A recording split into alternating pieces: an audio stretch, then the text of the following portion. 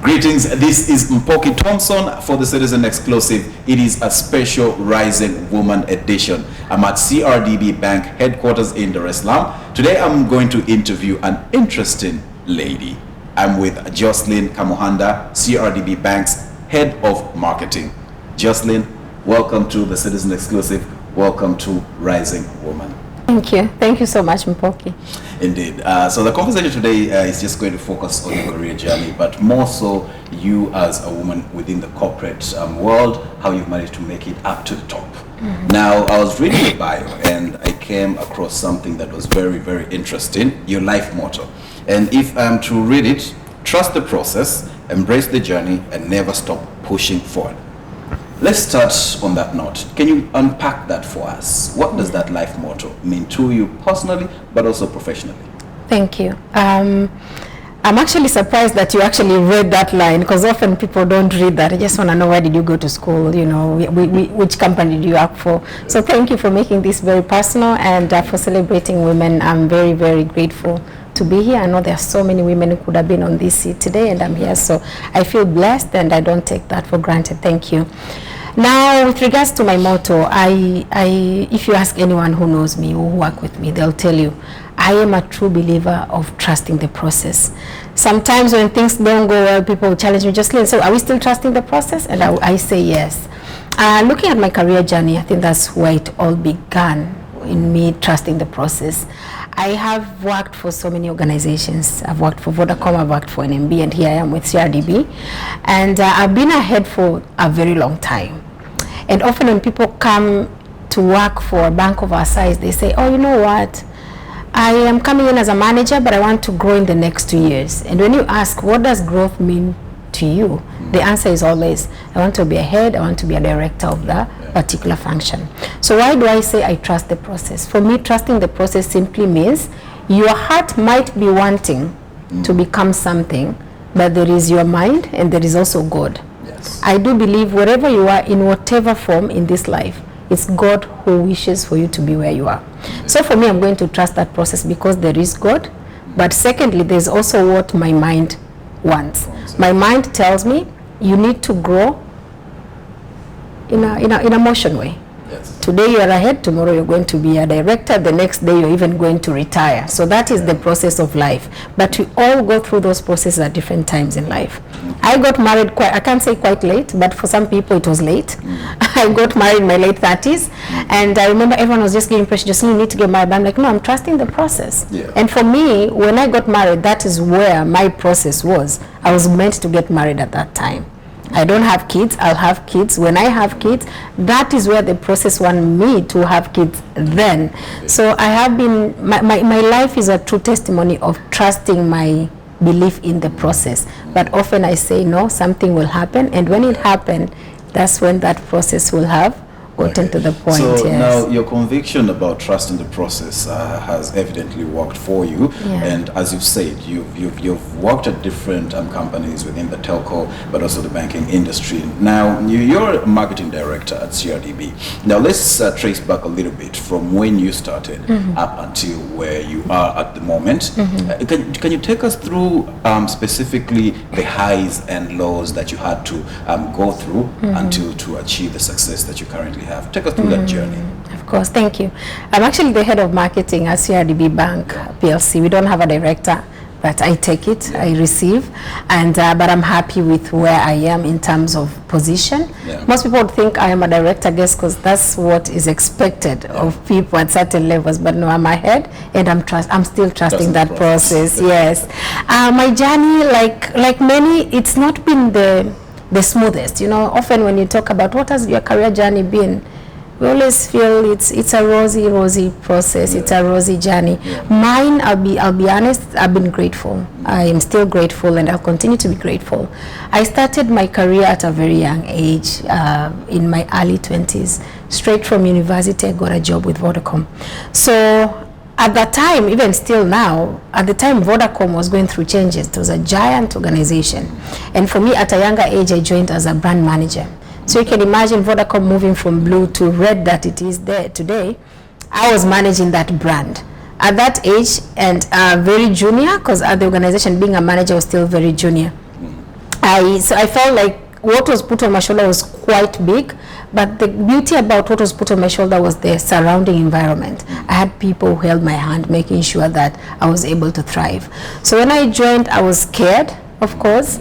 You know, you're young, you know that generation, you feel you can conquer the world, and then you got in, KPI start. There's no room to make mistakes. Reality kicks in. So for me, that's something that hit my mind, that okay, this is not what I thought it would be. This is not easy. This is hard. But one thing that helped me through that journey, I was able to see where I was going. It was very clear where I would see myself in 2 or 3 years. But also the structure that there was helped me progress. And I became head of marketing while at Vodacom. I did that role for about 2 years, and then there were changes. I was then moved to corporate affairs, so I ended up doing corporate communications and PR with in the Vodacom Tanzania. And for me, that was perfect. For someone else during those changes, of course I was like, okay, do I still have my job? What's going to happen to me? Because I literally had to reapply for a role. You know, you're told, okay, from today you're not going to be head of brand and marketing. You are now going to have to apply for a role within the bank. So I was then chosen to lead the communications department that looked after corporate affairs, you know, stakeholder engagement and what have you. And at that time, as much as I was scared, because okay, this is something completely different. I studied marketing and management, so all of a sudden I'm doing corporate affairs. My engagement level at that point, I was still very, it was an amateur stage, so I didn't know who is who in this country. So I didn't even know where to begin, but I was like, you know, I'm bringing it on, I'm gonna do it. And I did that role for about 3 years before I left. But one thing I must say, I always admired people at that time. You had Georgia, I looked up to Mwamvita. All these people are doing great in the corporate affairs space. They're doing great in the PR and communications. So when I looked at them, I was like, okay, if these women can do it, clearly, I can give it a try. And I was lucky actually to be led by both of them at different stages of my career at Vodacom. So to be honest, I would say they gave me a kickstart to what I am today, the Joseline you see today. So of course, I left Vodacom as a head of PR, and I applied for a role at NMB. So you can imagine the two, at the time, the two organizations, like two complete different worlds. But I applied for a role as a senior manager, PR. So you can imagine leaving a role as a head, going to, yes. Again, that was me trusting the process, because what I was envisioning myself, I said, you know what? One day I'll be thrown into any of these spaces. I should be able to thrive. And for me to thrive meant also going into the banking sector. Because yes, as much as MNOs were growing, it was crazy how MNOs were growing at the time. I felt, no, I also need to go to the banking sector, because I also saw the vision of the banking sector. I saw the banking sector coming up. But also at the time, NMB was going through changes. NMB was moving from NMB that was to the NMB that is there today, focusing on youth and what have you. And I felt I was the perfect fit for that role. So I went on, mind you, still corporate affairs, I was still studying it. So I said, if I am to learn about corporate affairs, I've got to go to a bank that is owned by the government as well, because you can't do stakeholder engagement leaving, you know, the government behind. So I joined with that in mind, that I wanted to be able to engage with various stakeholders.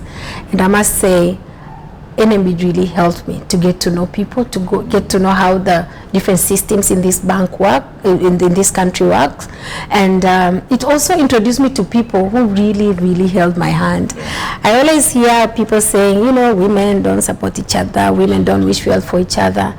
And I'll be very honest, for me, it's the women who really made it happen for me at that time, because I was in my late 20s, I was looking for career growth, I was looking to learning new things, and I was given a bigger team to manage as well. So a lot of good things were happening to me as far as, you know, my career was concerned.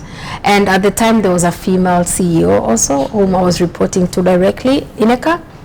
And she really helped me.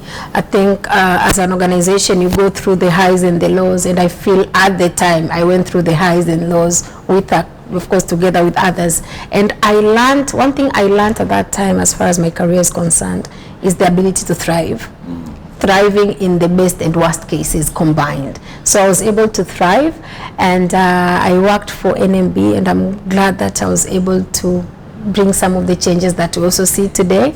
And then an opportunity came with CRDB. So throughout your career journey, you've always had that vision, you've always known what your next step would be. Right. Now, I don't mean to box you into a specific definition, but as you said, you got married what some might consider a bit late, you don't have a family. Oftentimes when we engage with career women, we talk about the fact that how do they balance between family and career. Now with you, the approach might be a bit different.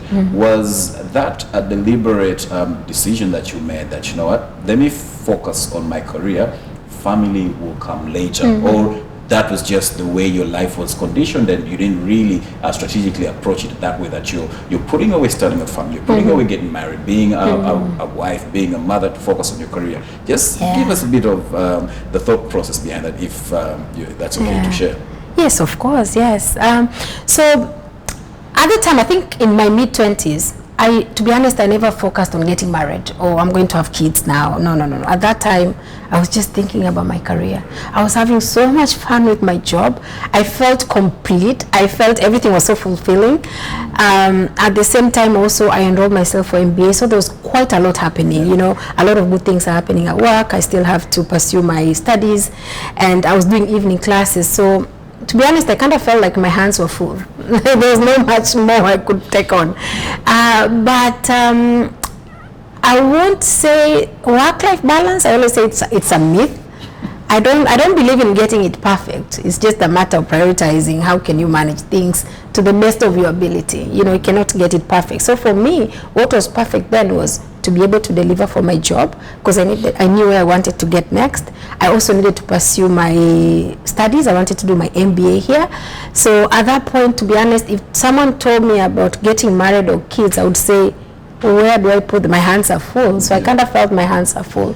But one thing I've learned over time as a woman, my needs changed over time. You hit 30 and then you start to think, oh, I want to have kids. Because also the people around you start to see things. You start to see your nephews, and even my nephews were giving me a hard time. Auntie, when are you going to have kids? So you start to get the pressure. So the pressure got to me at some point, and then I was like, okay, now I need to have kids. And with kids, you have to be married.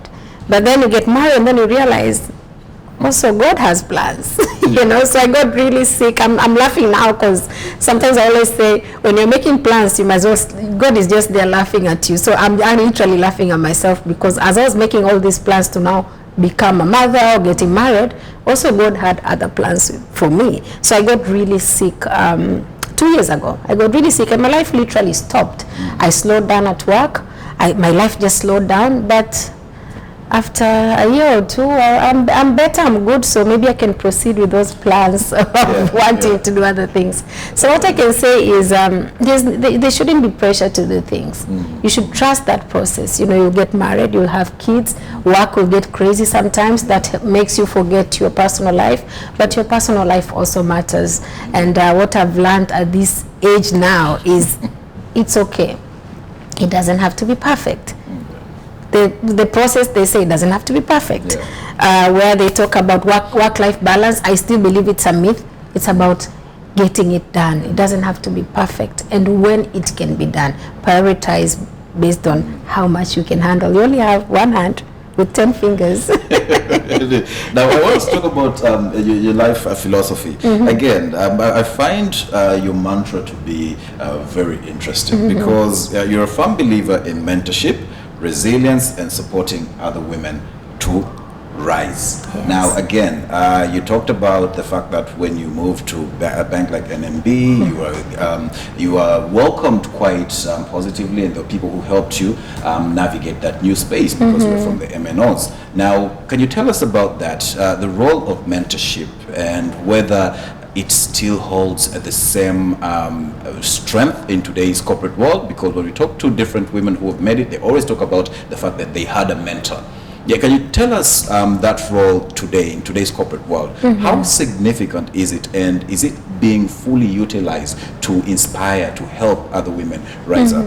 Yes, thank you. Mentorship, first of all, I think I do believe mentors are God sent. To be honest, to get someone dedicate their time to help you, to nurture you, to help you get to that next stage. I think there's no better form of giving in today's world. So mentorship, mentors, fun enough, mentors are there, but are they being utilized to the best people can? I don't think we've gotten to that stage. So for me, I still believe mentorship is very important. And why is it important? Everyone throughout your career and even at home, you have mentors from home, at work. I think when you talk about mentorship, you always believe mentorship is in the work setting, professional setting. No, even your mother can be your mentor. Your husband can be your mentor. Any former partner can be, even your friends can be mentors. I think identifying areas where you need to be mentored on is the first step of realizing whether you need a mentor or not. Now for organizations like CRDB, mentorship is heavy. Mentorship at all levels. We get mentorship, and you can choose mentorship from whichever side of this country or even this world. You'll get that support. Now the problem comes, all this support is there, but do you find time to be mentored? Now we're back to juggling. Yeah. You talked about the myth there, work-life balance. Do you find time for yourself to be mentored? Because being mentored takes time. It takes your time, it takes your mentor's time. What I see is people, they get all this mentorship support that they need, but they don't have the time. They don't allocate time to be mentored. Now, you have time to be mentored, but do you even know the areas that you need mentorship on? That comes from this feedback that you get from your colleagues, from your line manager, from even people you work with, even people at home. Because often people feel mentorship has to be work related. Mentorship can simply be based on your soft skills, which are I think for soft skills is the biggest challenge we face today at the workplace. Yeah. But do we get enough mentorship on soft skills? People think, oh, mentorship is about my job. How do I become a manager? How do I become a director? You know, how do I become better at what I do? But how about how do you become better at just being a good human being? Yeah. You know, so I feel mentorship is still needed, especially now with the generation we have on board. We have very many youngsters joining the formal setting. They're used to a different way of being managed from wherever they're coming, and they come meet someone like Joseline, who's also used to us. I'm from a different generation probably. So how do we help each other? How do we mentor the young ones who are joining this parade, ensuring also those who are coming to manage those young ones are also mentored in terms of how do you manage the youngsters? That's where I see the conflict often happening. Are you currently mentoring any young women or men? Yes, so I am mentoring two men. Yeah, if we are, they say when I call them men, they're like, no, we're young boys, and I said, no, you're men. You are probably boys going to becoming men at some point when you allow yourself to be men. So yes, I have two men and one lady. Yes, one lady. Yes. Now, let's talk about the other aspect about the banking industry. Now, this is in relation to financial inclusion, because Tanzania, as a country and with the government approach going digital, we often talk about bridging the digital gap, but then also now ensuring that there is enough access to financial services. Can you tell us whether a bank like CRDB is playing its rightful role in trimming, in bridging the financial inclusion gap for small businesses, but also women-owned businesses, because oftentimes that is the focus. Can you just share a bit of aspect of that, whether it is being implemented in the rightful way, or what can be improved, or what is the foresight moving forward? Thank you. Yes, CRDB, we've been in the forefront. We've done a lot of work around, financial inclusion. So in the financial inclusion space, there is one part where you say you make sure that there's accessibility to financial services. Looking at the current population, most are women, and of course the youngster, the youth. I'm very passionate about the youth, so I like even talking about them. So one thing we have done as a bank is to ensure that these two groups are also factored into how we operate day to day. So we do have a specific function that looks after women, and we also have a function that looks after the youth. Why so? So that you can have a very clear focus on these two groups. We're not saying we've left the men behind, definitely not. It's just making sure that they have the same access and to financial services, but also looking at our processes, procedures, and policies that govern us as a bank. How are they supporting these two groups? That is one.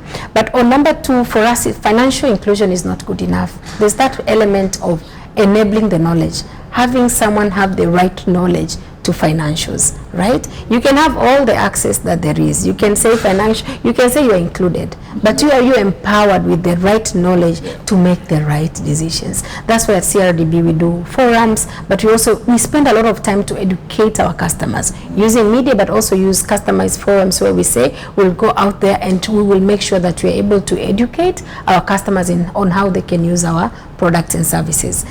Having one included is one thing, but the education part is very, very critical, because it empowers one, especially for women. It empowers them and make the right calls when it comes to their own financial decisions. Indeed. So you pointed to the fact that Tanzania is a very youthful nation, so we have very many young women out there. Now, let's talk about the inspiration aspect. You know, whenever people read about women like yourselves, whenever they watch the interviews on digital platforms, they often aspire to reach those heights. What would be your advice to a young woman who wants to join the banking and finance sector? What would be your advice to them?